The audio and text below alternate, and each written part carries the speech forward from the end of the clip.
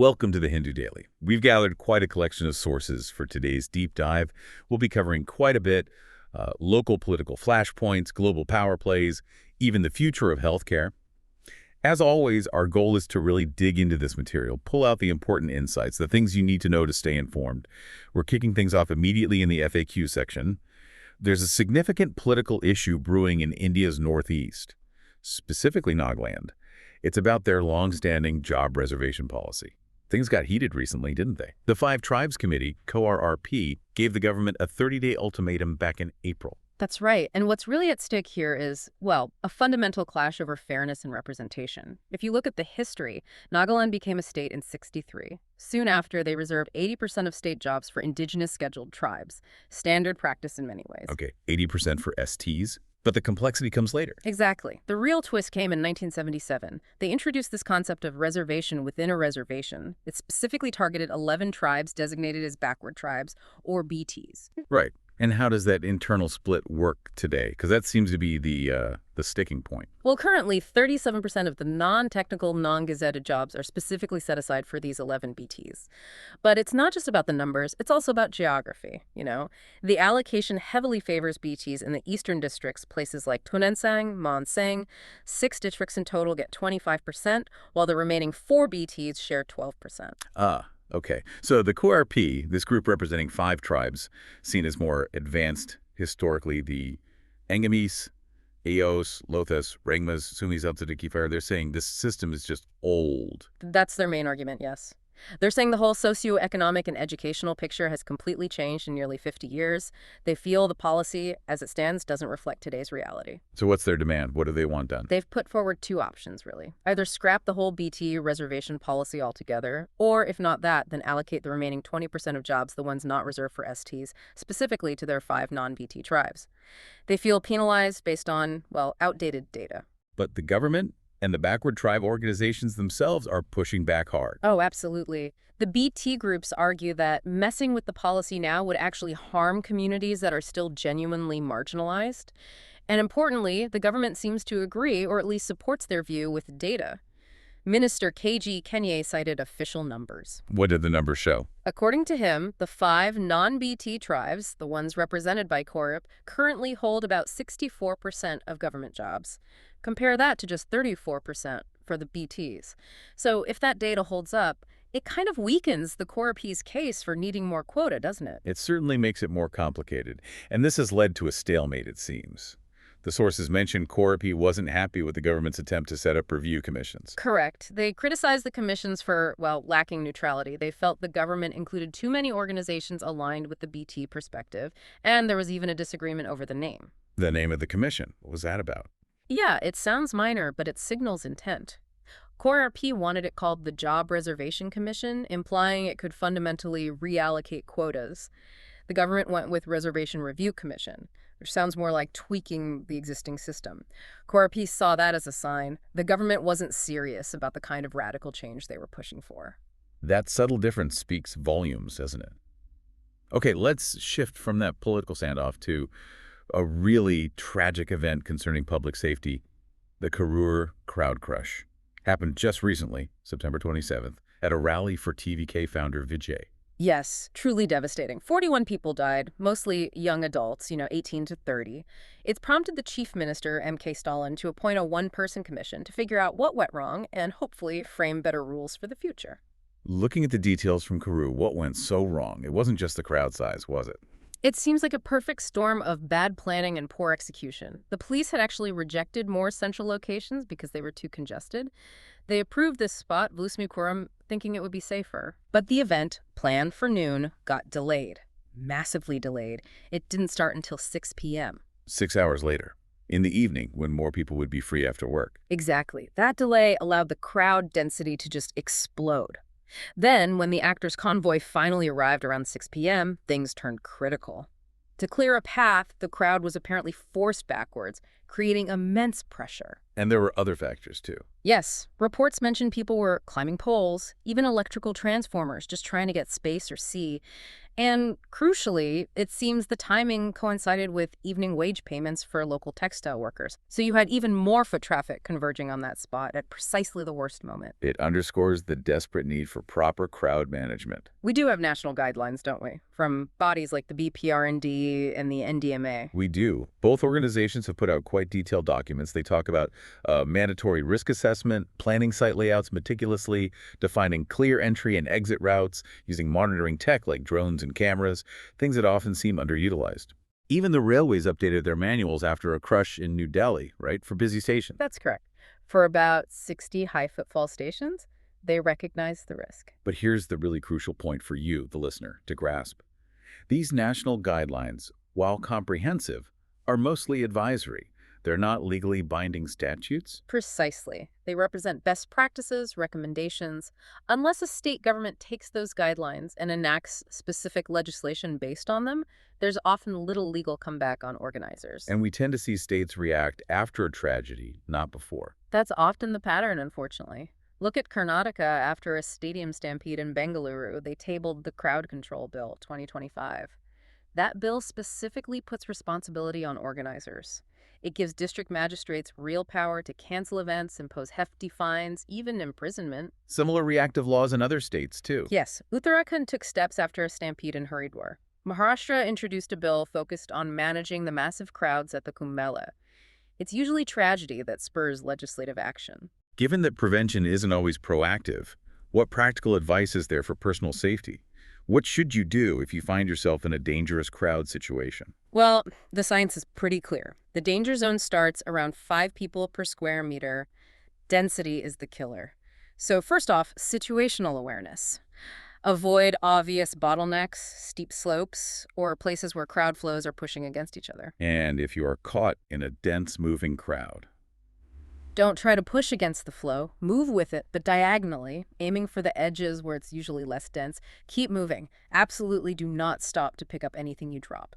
And keep your footing. Losing balance is incredibly dangerous. We often hear about trampling, but that's not the main cause of death. No, not usually.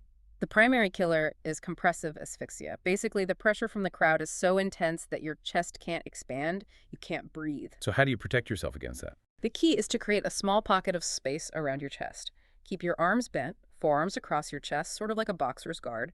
This gives your lungs a little room.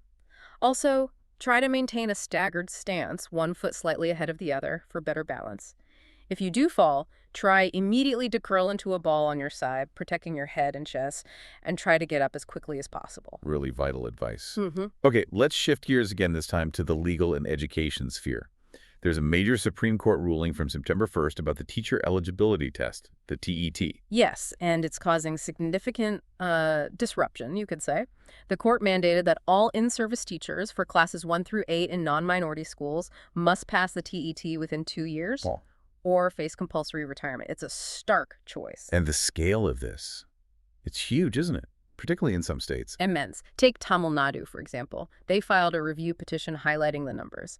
Out of roughly 450,000 teachers in government and aided schools, nearly 391,000 are currently not TE qualified. That's the vast majority. Wow. So the state's argument is that forcing all these teachers out would basically cause the system to collapse. Exactly. They argue it undermines the fundamental right to education, Article 21A, because you'd potentially have classrooms without teachers. It's a massive logistical and human resource challenge. But the court tried to introduce some nuance, using Article 142. It did. Article 142 gives the Supreme Court broad powers to ensure complete justice. They used it here to create an exemption, a sort of softening of the blow for some. Which applies to whom? Teachers who have less than 5 years of service remaining until their scheduled retirement date.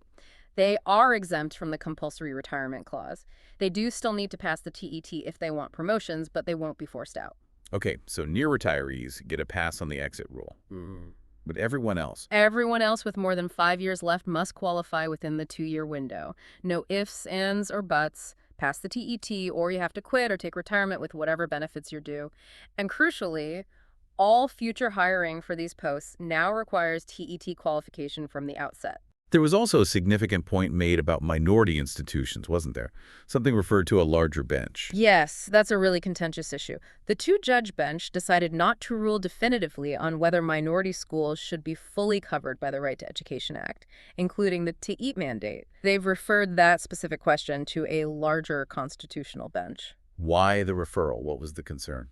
The bench explicitly noted concerns that minority status is sometimes being, well, misused as a loophole to avoid requirements like the TET, potentially compromising educational quality. They were quite critical of a previous judgment from 2014, the Pramati case, which had granted exemptions to minority institutions. How do they phrase that criticism? They said the Pramati judgment, by granting that exemption, had unknowingly jeopardized the very foundation of universal elementary education. Strong words. They felt it fragmented the goal of a common standard for all schools. So various states and teachers' unions are filing review petitions against the main ruling. What's their core argument? Their main point is that applying this mandatory exit clause to teachers appointed before the RTE Act and TEI even existed some perhaps decades ago is fundamentally unfair. They use the term manifestly disproportionate. And they suggest alternatives. Yes, they argue for less drastic measures, things like mandatory in-service training, refresher courses, maybe bridging programs to bring skills up to date. They believe Section 23 of the RTE Act, which mandates TET, should really only apply to new recruitment, not retrospectively force out existing teachers. The big fear then is chaos. The fear is exactly what Tamil Nadu described. The potential for empty classrooms while potentially experienced teachers are suddenly scrambling to pass an exam to save their jobs, likely taking focus away from their actual teaching duties in the short term. Okay, let's pivot now to geopolitics, looking at the profile section. This involves former British Prime Minister Tony Blair and a potential role in governing post-war Gaza. Yes, this is based on proposals linked to U.S. President Donald Trump's peace plan. Interestingly, the structure being discussed seems to draw quite heavily from a model proposed by Blair's own think tank, the Tony Blair Institute for Global Change, or TBI. It's sometimes called the GIT model. And what does this proposed governance structure actually look like? It's layered. At the ground level, the idea is to have a technocratic committee, Palestinian, but explicitly apolitical, handling day-to-day municipal services, local policing, utilities, that sort of thing. Okay, a technocratic layer. But who oversees them? That's the controversial part. This committee would report upwards to a body called the Board of Peace. This board would hold, and I quote, supreme strategic and political authority.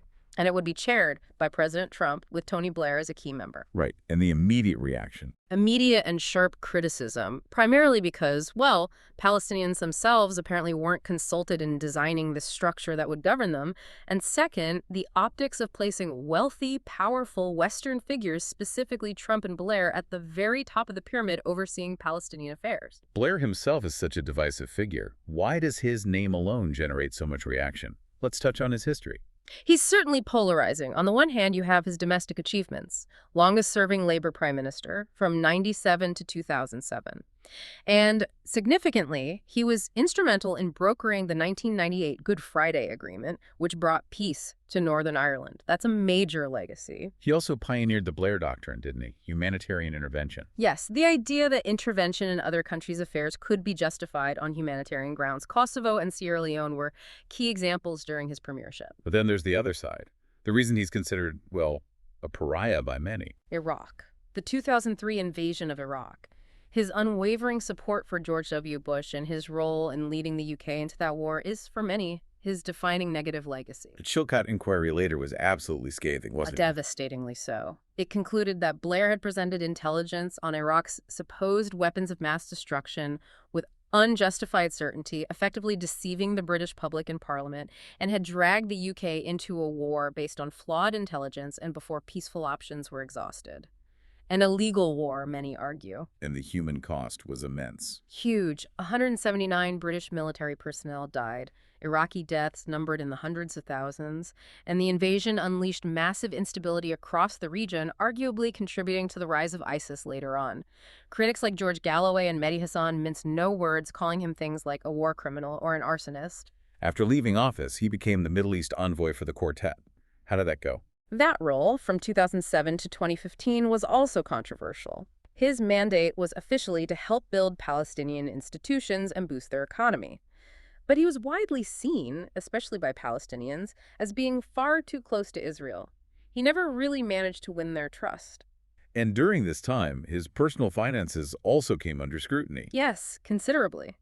He established Tony Blair Associates, a consultancy firm, and advised governments and major corporations, including financial giants like J.P. Morgan Chase. His personal wealth grew significantly. There's a particularly striking example mentioned in the source material about a deal he brokered. Yes, quite illustrative. He apparently helped negotiate a deal involving a Palestinian mobile phone company. Part of the final agreement, the source suggests, was that the price the Palestinians received was linked to them agreeing to stop raising allegations of Israeli war crimes at the United Nations. Wow, that certainly raises questions about potential conflicts of interest. It absolutely does, and it fuels the skepticism about his suitability for this new proposed role in Gaza. His supporters, like Netanyahu and Trump, might see his experience in the region as a plus. But the source concludes rather provocatively, suggesting his return feels less like impartial diplomacy and more like appointing a new viceroy, echoing colonial dynamics from over a century ago, back to the time of the Balfour Declaration. A stark comparison. Let's move now into the science section, talking about influenza in India.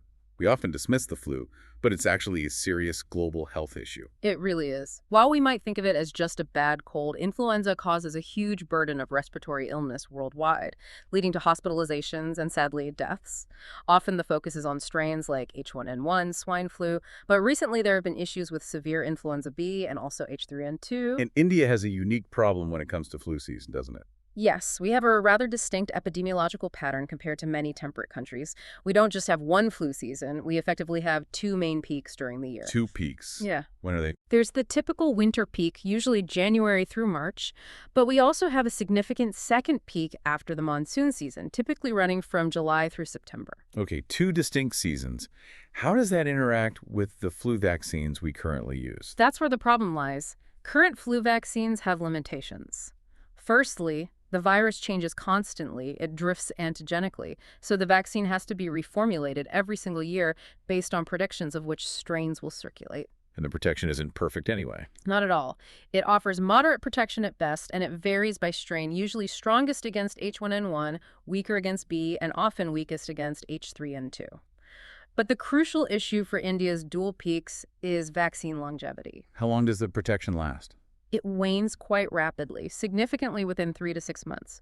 Some studies suggest that after about 90 days, the protection can drop off almost completely for some strains. So an annual shot given once a year, like in many Western countries, just doesn't cut it for India. Exactly. If you get your shot before the monsoon peak, say in May or June, the protection will likely be minimal, if not gone entirely, by the time the winter peak hits in January. And vice versa. A pre-winter shot won't cover the monsoon. Correct. A shot in November, December might protect you through March, but you'll be largely unprotected for the July-September wave.